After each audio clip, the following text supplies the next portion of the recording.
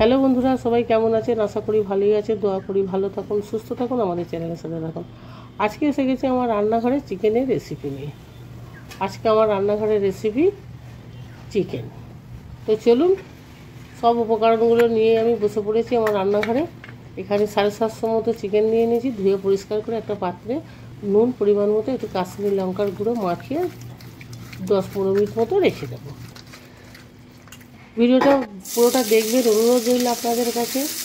আর এইভাবে একবার চিকেন বানিয়ে দেখবেন, খুবই সুস্বাদু লাগবে বা খেতে মানে দুর্দান্ত। এখানে কড়াতে তেল আগে থেকে আমি দিয়ে দিয়েছিলাম, পেঁয়াজটা একটু হালকা ভেজে তুলে নেবো, একটা মাঝারি সাইজের পেঁয়াজ। এখানে তেলের মধ্যে আরেকটু বাটার দিয়ে দিলাম, বাটারটা দিয়ে চিকেনটাকে আমি ভালো করে একদম লাল লাল করে ভেজে তুলে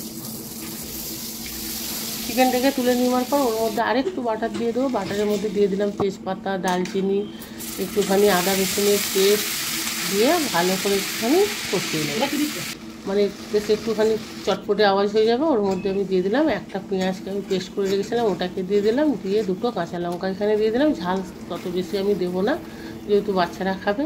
এদিকে আমি পেঁয়াজ ভাজাটাও দিয়ে দিলাম, লঙ্কা, হলুদ, ধনে, জিরে গুঁড়ো সব মোটামুটি মশলাগুলো পরিমাণ মতো করে দিয়ে কষিয়ে নেব। কষিয়ে নিয়ে বেশ মশলা থেকে তেল ছেড়ে দিলাম। আমি ভেজে রাখা মাংসগুলো ওর মধ্যে দিয়ে দিলাম। ভেজে রাখা মাংসগুলো দিয়ে ওর মধ্যে আমি 2 থেকে 3 চামচ মতো টক দই একটু পানি দিয়ে ভালো করে ফেটে রেখেছিলাম, ওটাকে দিয়ে দিলাম। দিয়ে একটু মাংসের সাথে মাখিয়ে নিয়ে এখানে আমি কাজু কিশমিশকেও পেস্ট করে রেখেছিলাম, ওটাকেও আমি দিয়ে দেবো ওর মধ্যে। দিয়ে এইভাবে মাংসটাকে একটু কষিয়ে নেবো। কষিয়ে নিয়ে ওর মধ্যে দিয়ে দিলাম 2 চামচ মতো সস দিয়ে দিলাম, টমেটো সস। আর দিয়ে দেবো একটু গ্রিন চিলি, অল্প একটুখানি একদম দিয়ে ভালো করে দেখুন মশলাটাকে মাখিয়ে নেবো মাংসের সাথে। মাংস বেশ একদম গা মাখা হয়ে এসছে। ওর মধ্যে অল্প একটু পানি দিয়ে দিলাম, পানিটা দিয়ে একটুখানি নাড়াচাড়া করে নেবো। করে নিয়ে ওর মধ্যে আমি দিয়ে দেবো, যখন এবার তেল মতো ছেড়ে দেবে মাংসটা, ওর মধ্যে আমি দিয়ে দেবো একটুখানি ভিনেগার দিয়ে দিলাম 1 চামচ মতো, আর একটু কালো গোলমরিচ, আর দিয়ে দিলাম একটু এলাচ গুঁড়ো করে ওর মধ্যে দিয়ে নাড়াচাড়া করে মাংসটাকে ওর মধ্যে আমি এবার পানি পরিমাণ মতো দিয়ে দেবো।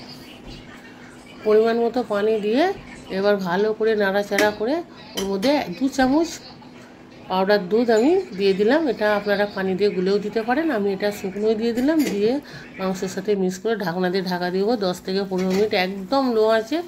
এবারে যখন মাংস সিদ্ধ হয়ে যাবে, ভালো করে নাড়াচাড়া করে তেল ছেড়ে দেবে মাংস থেকে, তাহলে আমাদের রেডি হয়ে যাবে চিকেন কষা।